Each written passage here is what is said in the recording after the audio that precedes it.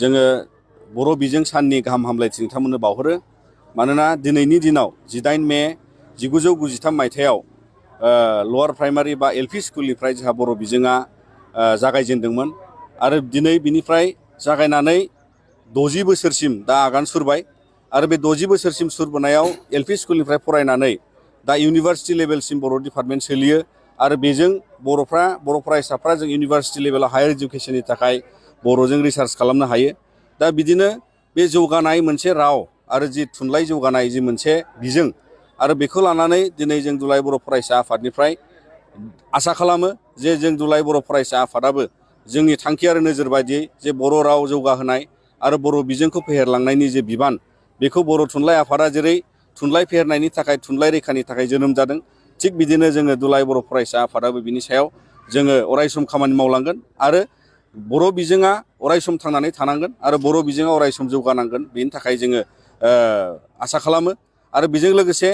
जों नुनो मोनदों जे बे बर' बिजोंनि थाखायनो जोंहा दिनै बर'फ्रा गोबां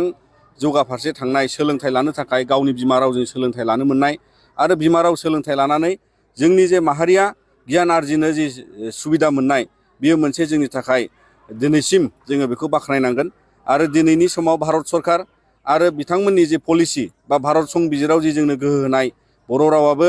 जे 2003 मायथाइनि उननिफ्राय भारत संबिजिरनि 80 सिदुलाव गनायथिनाय मोनदों आरो बेजोंनो दा जोंनि लिरगिरि बिथांमोनहा साहित्य एकाडेमि बान्था मोननो हायो आरो बिदिनो गुबुन गुबुन भारत पर्यायाव, इन्टारनेशनेल पर्यायाव बर' रावा गुबुन रावारिफोरजोंबो मोनसे नेसनेलि रिकगनाइज राव हिसाबै जोङो गनायथि मोननायखाय समान मोनसे मर्यादायाव जों दङ। दा बिनिखायनो भारत संबिजित आरोबाव इन्डियानि एजुकेसन पलिसि बेफोरनि गेजेरजों जोङो नुहुरो जे गुदियै बिमा रावनि सोलोंथाइखौ लानानैनो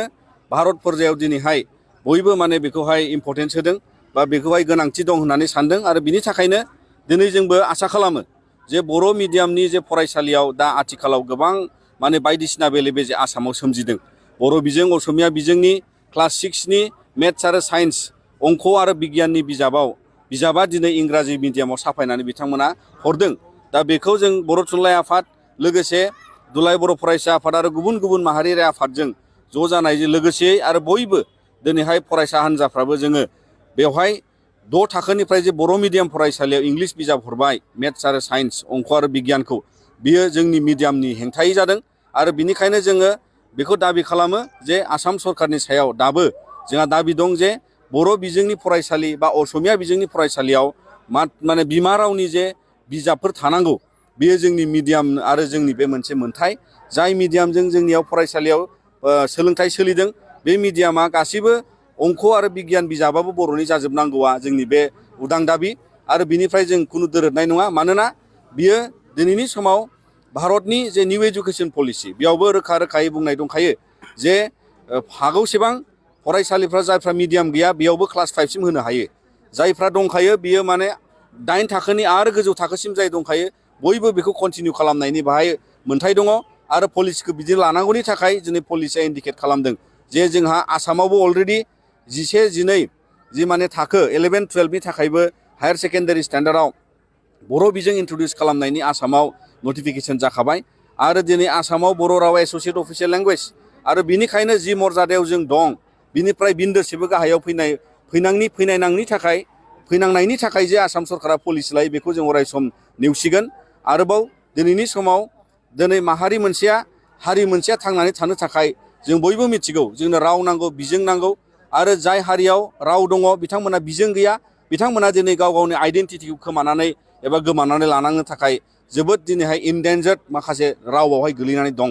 बर' रावाबो मोनसे समनिफ्राय बेबादि मोनसे इन्डेन्जार्ड इउनेस्क'नि लिस्टआव बर'आबो बिदि गोग्लैदोंमोन। नाथाय जों बेखौ बोखांनानै लानांगोन जे जोंहा बिजों थानांगोन, जोङो थुनलाइ दङ, जोङो बर'हा गोबां माने थुनलाइ सोरजिनाय दङ आरो बिनिखायनो दिनै जों गोसो फोथायनो हायो जे बर' रावा बेबादि गिख्रंथाव बा इन्डेन्जार्ड थ्रेटेन्ड राव जानो नाङा। फारसेथिंजाय बिथांमोना आसाम सरकारनिफ्राय पलिसिजों जोंनि रावखौ थ्रेटेन्ड खालामनो नाङा, जोंनि रावखौ खैफोदाव खोख्लैनो नाङा। आरोबाव जों मिजिंथियो जे गुबुन गुबुन रावारिनि दिनैनि जोंनि बे बर' बिजों सानजोंहाय जोङो बेखौनो फोथायनो हायो जे दिनै जाय रावफ्रा बिजों मोनाखै बिथांमोनहा दिनैहाय जोबोद खस्थ'यै बा गाव गावनि बिमा रावखौ बासायना लाखिनायाव जोबोद माने गोनो गोथोआव गोलैदों। दा जों बर' हारिया दिनै जोंनि माहारियारि बादखौ लानायजों लोगोसे जोङो बिजों थांनानै थानांगोन। आरोबाव बर'आ गावनि राव थुनलाइ हारिमु दोरोंखान्थि रांखान्थि समाजखान्थि जोङो बेफोर गियानखौ जोंनि गावनि बिमा रावजों लानानै जोङो जौगाफारसे थांनो थाखाय जों जुजिलांबाय थागोन। आरो बिनिखायनो दिनैनि नैबे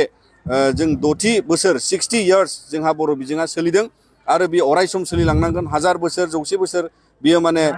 अरायसम जोंना थाबाय थानांगोन। आं बिनि थाखाय दिनै बर' आइ आफा बिदा फंबाय बयनिसिमबो दुलाराय बर' फरायसा आफादनि जानानै बर' बिजों साननि गाहाम हामलायथि फिन बावनानै बे फंनैसोखौ बेयाव दोनबाय। गोजोन्थों।